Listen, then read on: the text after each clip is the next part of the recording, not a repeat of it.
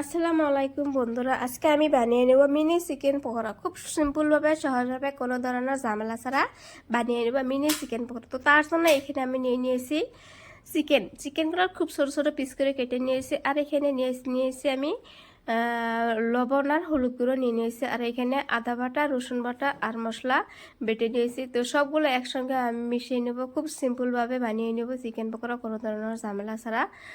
আর অল্প কম সময়ে বানিয়ে নেব চিকেন পকোড়া। তো তারপরে এখানে আমি দিয়ে দেব আটা। তো আটা দিয়ে আজকে আমি বানিয়ে নেব মিনি চিকেন পকোড়া। আটা এখানে আমি দিয়ে দেব আর চিকেনগুলোর সাথে খুব সুন্দর করে মিশিয়ে নেব। তো এখানে আমি কোনো ধরনের আর কিছু ব্যবহার করব না, অনলি আটায় ব্যবহার করব। তারপরে আমি ভেজে নিব। তো দেখতে পাচ্ছেন বন্ধুরা, এখানে আমি আর কিছু ব্যবহার করি না, অনলি আটা ব্যবহার করছি। তো এটা চিকেনের সাথে ভালো করে মিশিয়ে নিলাম। তো তারপরে এখন আমি তেলটা আগে থেকে গরম দিয়ে উঠিয়ে দিয়ে দিয়েছিলাম।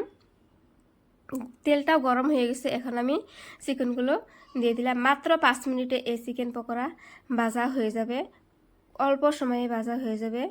তো চিকেনগুলো সবগুলো আমি দিয়ে দেব। তারপর আমি ছাকনা দিয়ে একটু হালকা হালকা করে ছড়িয়ে দিব, যাতে চিকেনগুলো একটার সঙ্গে আরেকটা না লাগে।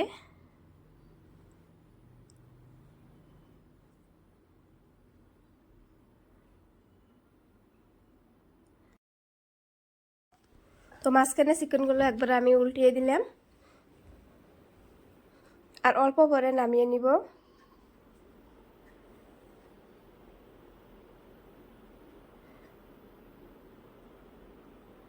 আর ফাইনালি বন্ধুরা, আমার চিকেন পকোড়া রেডি হয়ে গেল। দেখেন বন্ধুরা কত সুন্দর হয়েছে।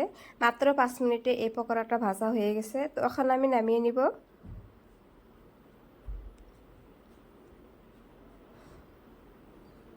আর সসের সঙ্গে আমার বাচ্চাদেরকে খাইতে দিব।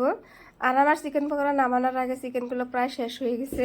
দেখেন বন্ধুরা, তো সবাই ভালো থাকবেন, সুস্থ থাকবেন। আল্লাহ হাফিজ।